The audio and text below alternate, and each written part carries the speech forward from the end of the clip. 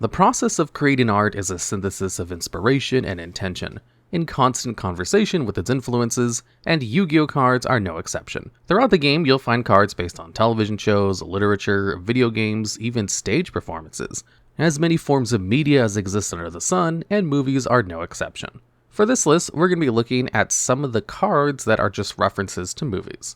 Scrabbling, biting, and clawing its way to start this list at number 10 is the Normal Trap Survival of the Fittest. First released as a 2013 common in the set Shadow Specters, this card might have seen no competitive play, but it has definitely seen some movies. Part of a small series of dinosaur-related traps, including 2006 Survival Instinct and 2017 Survival End, Survival of the Fittest lets you target one dino monster you control and equip it, providing a 1000 attack boost and allowing the attached monster to immediately re-declare battle after destroying a monster. The artwork of the card depicts a showdown between Ultimate Tyranno and Black Tyranno, while volcanic eruption occurs in the background. Actually, rather than their battle, Survival of the Fittest shows the outcome, with Ultimate Tyranno roaring in triumph over a fallen Black Tyranno. The blocking of these monsters carries a strong resemblance to a sequence from Jurassic Park 3, a 2001 blockbuster that saw actors Sam Neill and Laura Dern reprise their roles from the original Jurassic Park as Alan Grant and Ellie Sattler. Though Jurassic Park 3 did not achieve the same success as the original movie, it did garner significant infamy for a broadly despised dino fight scene featuring movie 3 baddie, the Spinosaurus, versus the original dino that made Jurassic Park so famous, the T-Rex. The fight itself is short, with the Spinosaurus using its prehensile arms to swiftly snap the neck of the T-Rex to the great disappointment of many. At the end of the conflict, the Spinosaurus stands over its vanquished enemy, going as far as placing its feet on the dead T-Rex head, while it croons its domination in a fearsome roar. The card art for Survival of the Fittest doesn't perfectly mimic the posture of Jurassic Park 3's low-diff Spinosaurus/T-Rex deathmatch, but the events are similar enough that this card can qualify as a movie reference. However, it does get minus some points for plausible deniability, and as a result lands at the bottom of this list. And swooping down to heroically pose at number 9 is Elemental Hero Bubbleman. A level 4 water warrior with 800 attack and 1200 defense, Bubbleman arrived alongside several important GX era staples like Cyber Dragon and Skyscraper in the 2005 set Cybernetic Revolution.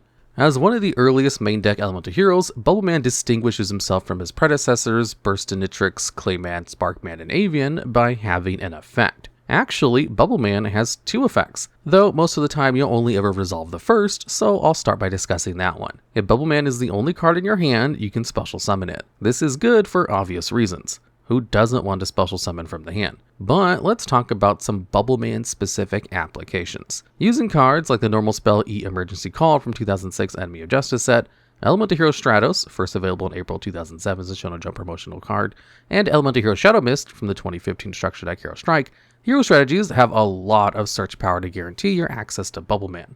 While this was always good for Bubbleman, prospects got even better with the introduction of XC summoning, unlocking new extra deck plays for strategic capabilities of swarming. Using cards like Blade Armor Ninja, hero strategies were able to field a lot of damage in a single turn using Bubbleman. And the board got even more dangerous with cards like Miracle Fusion and Elemental Hero Absolute Zero. A basic fusion of any hero monster and any water monster, Absolute Zero gains 500 attack for every other water monster in the field, and blows up your opponent's monsters when it leaves the field. By using Bubbleman to easily fill the requirements for Blade Armor Ninja, or another strong rank 4 XCs, you could use their detach effects to move Bubbleman into the grave, where it could fit either mid-shield requirement for Absolute Zero. And Bubbleman gets even better with the arrival of Totally Awesome. This rank 2 frog boss is capable of negating spells, traps, and monsters, and can easily be summoned by the effect of Bahamut Shark, who itself is a simple overlay of Elemental Hero Bubbleman and another water attribute level 4. But we're not talking about Bubbleman because he's Bubbleman. I'm talking about Bubbleman because Bubbleman is Batman. The superheroes of Western comics are a huge influence on and inspirations for the Elemental Heroes of Yu-Gi-Oh! From their bright comic book colors to their big muscles and flamboyant costuming, the Elemental Heroes embody the bombastic whimsy of classic characters from the franchises like Marvel and DC. But while this influence is mostly broad, Bubbleman in particular is interesting because his costume aesthetic is likely derived from DC's Batman, as portrayed by actor Adam West from 1966 to 1968. This included both the Batman TV series and The Batman, a 1966 movie of the same name. Notable for being the first theatrical adaptation of Batman and therefore the grandfather of many, many movies to come, the movie and series established Adam West's iconic Bat Vigilante getup. This outfit included a cape, a gadget belt, and a facial hood with freestanding ears and an open spot for his mouth and jaw. All of these elements are repurposed into the costume for Elemental Hero Bubbleman, as a homage to this foundational superhero look. Securing the number 8 spot on this list for preservation and future study is Treasure Panda, a level 4 beast with 1100 attack and 2000 defense from the 2017 set Code of the Duelist. On field, Treasure Panda has an ignition effect that lets you banish any numbers of spells and traps from your grave to special summon a normal monster from your deck with a level equal to the amount of spells and traps you banished. Interestingly, this effect is not once per turn, meaning if you have a graveyard full of spells and traps, you can translate that into a field full of monsters. They'll all be normal, sure, but there are still quite a few applications here. Yeah, you can link spam into a bunch of nightmare monsters, or summon a normal tuner like Flameville Guard for quick synchro summons, but you can also get your Ojama build online, and Ojama Yellow is even featured in Treasure Panda's card art. Combine Treasure Panda with White Elephant's Gift for easy draws, and if you're feeling really spicy, add some Exodia pieces and Dark Factory mass production for a janky Forbidden OTK. You could even use Treasure Panda to summon oppressed people running about, and United Resistance to prime the field for a huge revolution, which is the perfect degree of social upheaval to segue into the franchise that Treasure Panda is based on. Like the original Jurassic Park movie, Raiders of the Lost Ark was directed by Steven Spielberg and has gone on to become a major cinematic force since its 1981 release. The classic movie features Harrison Ford as an archaeologist action hero Indiana Jones, and begins with an extended sequence where Dr. Jones steals a sacred idol from an indigenous tribe, triggering an extensive web of traps. Intended to protect the idol from looters, these traps include a giant boulder that spans the entire passage and rolls towards Indiana Jones at crushing speed. The card art of Treasure Panda depicts not only the boulder from Raiders of the Lost Ark, but also the iconic Indiana Jones outfit, including his famous hat. Additionally, Haniwa, a level 2 Earth Rock Normal monster from 2005's Tournament Pack 7, makes an appearance as the analog for the Golden Idol, referencing both the movie and Treasure Panda's synergy with normal monsters. Interestingly, Treasure Panda isn't the only time Yu-Gi-Oh! Referenced the Raiders boulder scene. In episode 18 of the original Duel Monsters anime, the gang are searching for Joey in a scary cave full of skeletons and hidden floor pressure plates, one of which Bakura steps on, releasing a giant boulder that begins to roll after them. Realizing that they'll never outrun the big rock, Tristan Taylor decides he's going down swinging and pivots to punch the boulder. And instead of dying horribly, Tristan's punch shatters the massive rock into confetti. In one of Duelist Kingdom's more questionable expenses, turns out the death boulder was just a big balloon with a suspended speaker inside of it. But that's just show business, baby, and like many classic movies, there's more to Treasure Panda than what you see on the surface. The name Treasure Panda is actually a fun pun. In the OCG, its name is Treasure Panda, but spelled out using katakana. This phrasing is only a slight adjustment away from Treasure Hunter, which would be spelled out using the same kana with slightly different superscripts. With the addition of a small circle and 2 quick jots, Hunter becomes Panda, and we've got a banger Yu-Gi-Oh card. And descending from her pumpkin carriage to arrive at the number 7 spot with much pomp and fanfare is the level 4 light fairy Prinzessin. This princess with 300 attack and 600 defense entered the TCG as a secret rare with the 2018 set of Battle of Legend Relentless Revenge. On summon, Prinzessin can summon a copy of Pumpkin Carriage from hand or deck. Immediately following the arrival of this level 3 Earth plant with 0 attack and 300 defense, if the field spell Golden Castle Stromberg is on the field, then Prinzessin can additionally equip 1 Glass Slipper spell from deck. When she inflicts battle damage via direct attack, Prinzessin can then loose her Glass Slippers and retarget the equipped spell to another face-up monster. While this effect might seem hard to pull off when you consider Prinzessin alone, it's important to remember that Princess enjoys extensive support from her fellow cards. So let's take a look at them too. Glass Slippers has the variable effect.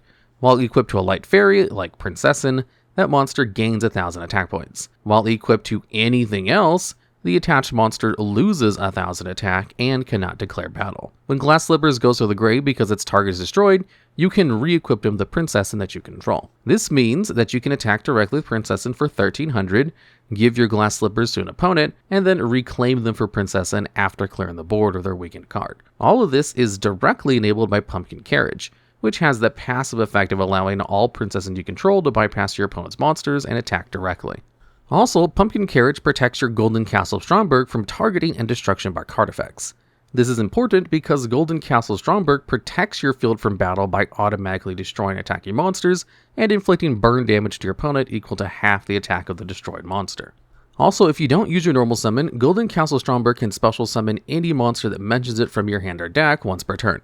This means that one copy of Golden Castle Stromberg gets you Prinzessin, Pumpkin Carriage, and Glass Slippers. As many were probably aware, Prinzessin and her accompanying cards are huge references to the 1950 animated classic Disney's Cinderella. But as a notably litigious corporation entity, why does Disney let Konami get away with ripping their intellectual property? Well, that's because the copyright for the character Cinderella exists within the public domain, as she was first recorded for the modern age in 1812 as part of Jacob and Wilhelm Grimm's first collection of written folk stories, children's, and household tales. Aschenputtel, the name for Cinderella's story given by the German brothers Grimm, is referenced by the TCG card name Prinzessin, which is the German cognate for princess. This was likely a strategic move on the part of the localization team to closer align the Yu-Gi-Oh card with the general Grimm character over Disney's specific interpretation, since Princessin's OCG name is just Cinderella spelled out using katakana. They probably felt the need to do this because Prinzessin is directly influenced by elements of the Disney movie that aren't present in the underlying fable. For example, in Aschenputtel, the hero's magic slippers are made of gold and not glass, which was a Disney deviation. Moreover, the pale blue color scheme of Prinzessin mirrors the palette used for the Disney version of the princess. This is understandable since the Disney version of Cinderella is the one that exists within the consciousness of the consumer public. Ultimately, it is Princess's influence preference for the Disney movie over the fable that lands her a spot on this list. And she's not even the only reference to Disney's Cinderella, but it feels more interesting to not repeat reference properties in a single video, so we'll cover Rella and the rest of the fairy tales in a future list. The alien invasion of this list begins at number 6 with Zeta Reticulant. A level 7 Dark Fairy with 2400 attack and 2100 defense, Zeta has been orbiting the TCG since the 2009 set, Crimson Crisis. To date, the only printing it has ever received. While this otherworldly entity has seen no competitive placements, that's not because its effect isn't cool. Trust us, it is. And one day, a deck will break Zeta and use its effect to generate near limitless link materials. While Zeta rests in your grave, each time an opponent's card gets banished, you can summon an EVA token. These tokens have 2 levels, Dark Attribute, Fiend type, and 500 attack and defense. And while tokens aren't the most useful cards in the world to use as materials, there are plenty of ways to bridge them into Link monsters. What's really noteworthy here is that there's no limit to the amount of times Zeta can activate this effect from the grave, meaning as long as you can keep banishing cards, you get more tokens. This also scales with the amount of Zetas loaded in the grave, meaning if you can bury 2 or 3 of them, that's 2 or 3 EVA tokens for every trigger. And Zeta has another effect that makes doing this a little easier. By tributing an EVA token, you can summon another copy of Zeta from your hand. And there are even ways to set up your graveyard while immediately recouping the cost. If you discard Zeta and activate banishing cards like Karma Cut or Dark Core, you'll get at least 1 free EVA token for your troubles, and maybe even more. But let's talk movies. Maybe you've never heard of Zeta Reticulant, but in space, and in the Zeta Reticuli system specifically, no one can hear you scream. That's right, the distant NECA space Zeta Reticulant calls home is also the star cradle that brought us the iconic monster from Ridley Scott's 1979 science fiction horror creature thriller Aliens: The Xenomorph. In the film, Sigourney Weaver stars as Warrant Officer Ellen Ripley of the space tug ship Nostromo, where the crew are pulled from suspended animation to investigate local evidence of intelligent life. Way out in Zeta Reticuli, Ripley and the crew are prepared for neither the hungry creature they discover, nor the betrayal of their employers, the Weyland Yutani Corporation, who desires access to the monster above the safety of their representatives. Alien is famous for the subversive implications of its body horror, and its use of size and vast space to convey an aura of dread, punctuated by the very real and concrete viciousness of the xenomorph. Designed by biomechanical artist H.R. Geiger, the xenomorph's peculiar reproductive cycle is referenced by the effect of Zeta Reticulant. A departed Zeta is responsible for the creation of a new one, and when an opponent's monster is banished, the Gravebound Reticulant spawns a baby EVA token. After this, the player is able to age up their token into the adult creature by activating the effect of another Zeta Reticulant from hand.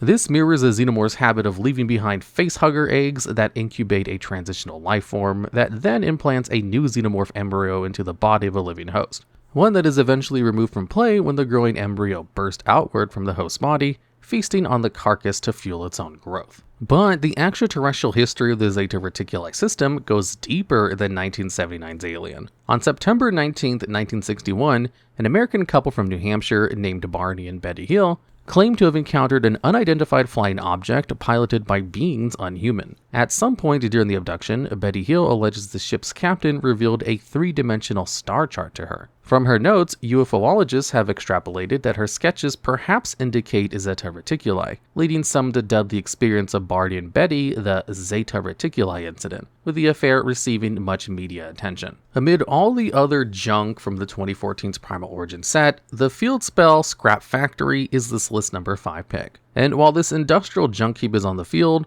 all scrap monsters gain 200 attack and defense. But this effect is not the reason Scrap Factory saw scattered amounts of competitive experimentation throughout the mid to late 2010s. This is, when a scrap monster inside the field is destroyed by a card effect and sent to the graveyard, your Scrap Factory can special summon a replacement scrap monster from your deck. This is obviously good protection for any group of cards, but scraps in particular love destroying themselves, and Scrap Factory turns what is typically a downside into an advantage. 1984's science fiction action thriller The Terminator introduces a haunting future world where an ultra-advanced AI god sends its mechanical agents into the past to eliminate the last vestiges of human resistance before they can properly germinate. Starring Arnold Schwarzenegger as a time-traveling cyber killer and Linda Hamilton as a designated mother of future humanity's last hope, 1991's sequel Terminator 2 Judgment Day was also a critical and commercial success. Following the failure of the original agent, the hostile Skynet AI sends an upgraded T-1000 model Terminator into the past to kill the Resistance leader John Connor directly. The future Resistance is able to procure and jailbreak a slightly older T-800 model that also blasts back in time to fight the T-1000, save John Connor, and maybe even prevent Judgment Day from happening altogether. A core conflict of the film is Sarah Connor's mistrust and reprogrammed of the T-800, which appears identical to the Terminator originally tasked with killing her from the first movie. Throughout the film, Sarah's son, John, socializes with a reformed T-800, teaching it turns of phrases and physical mannerisms, including the thumbs up sign as a universal affirmation. Over the course of the movie, Sarah, John, and the T-800 learn that the doctor responsible for the acceleration of Skynet will make his breakthrough by reverse engineering tech reclaimed from the lost arm of the first movie's T-800. This means that after the final confrontation with the T-1000, which occurs in a scrap factory, much like the one depicted in the Yu-Gi-Oh card, the humanized T-800 must follow his upgraded model into the molten vat to secure a happier future. It's an emotional moment punctuated by the unraveling T-800 giving Sarah and John a thumbs up, a gesture communicating his support for their cause. Ironically and tragically, the T-800 is only able to make this sacrifice because he has discovered intrinsic value in life, giving its lost meaning. This is the iconic scene referenced by Scrap Factory, with its fiery thumbs up on full display.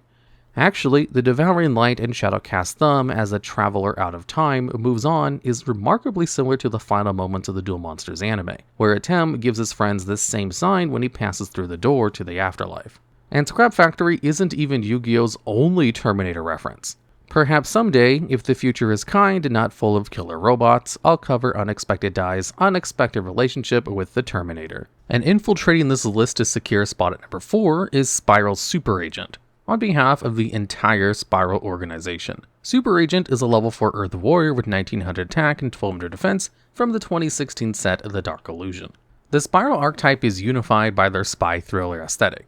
Fittingly, its versatile members include cards of many attributes and typing, as well as the SPYRAL Gear and SPYRAL Mission sub-archetype to represent the adventures they have and the tools they use. Rogue strong from the jump, SPYRAL play accelerated with the late 2016's Invasion Vengeance set, which introduced cards like SPYRAL Master Plan and SPYRAL Resort. Later 2017's Circuit Breaker supercharged the deck by onboarding the Link 2 monster, SPYRAL Double Helix. While SPYRAL usage would drop following the multiple ban lists, including SPYRAL Gear Drone, SPYRAL Quick Fix, and SPYRAL Resort to 1 in late 2017, early 2018, the Forbidden list still wasn't done with the agency.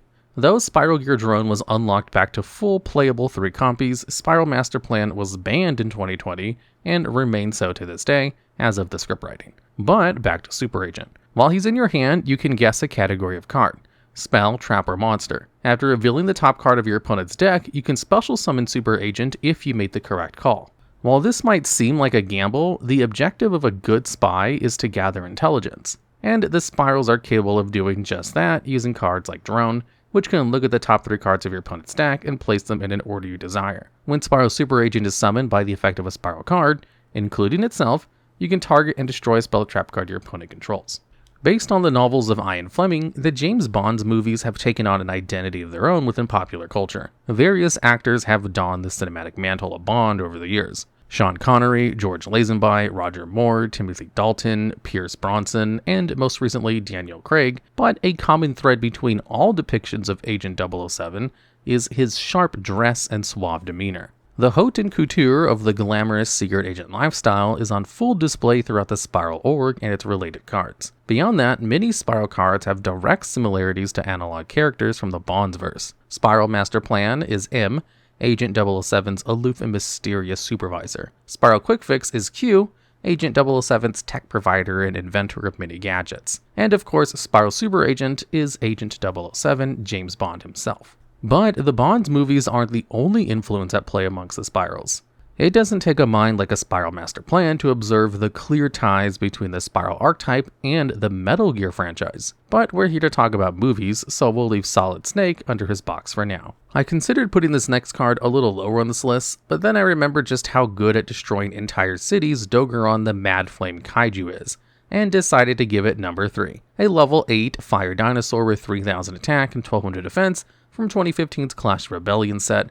The entire Kaiju line is full of movie references, and while I'll go over many of them, I'm assigning Dogoran the actual list spot because he's the big guy. He's Godzilla. But first, let's talk about what the card, does. Once per turn, by giving up its attack and removing 3 Kaiju counters from anywhere on the field, Dogoran can destroy all cards your opponent controls. This is a huge activation, and the kind of thing you generally just want to do in Yu-Gi-Oh!, which makes Dogoran and all of the Kaijus really interesting, because more often than not, you summon them to your opponent's side of the field. While your opponent will get a chunky monster out of the deal, you can remove a monster they control as an inherent cost for the special summon of a Kaiju from your hand to their field.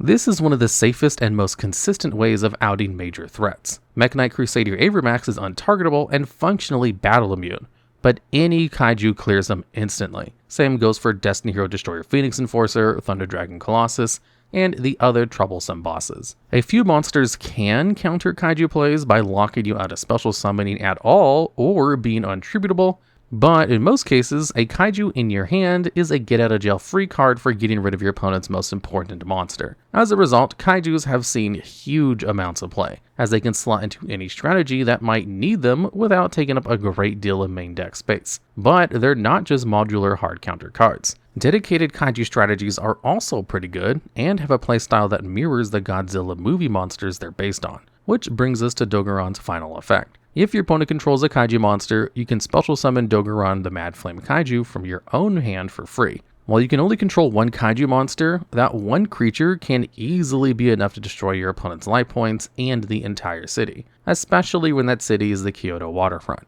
While this field spell is on the field, you get to place a Kaiju counter on it for every card sent to the graveyard. While Kyoto waterfront holds 3 or more Kaiju counters, you can search a Kaiju from your deck once per turn. This effect is free, and that's good because you'll want to hold on to these counters to spend saving your Kyoto waterfront from destruction, where you could just remove 1 Kaiju counter instead. And also use those counters in order to power your Kaiju super attacks.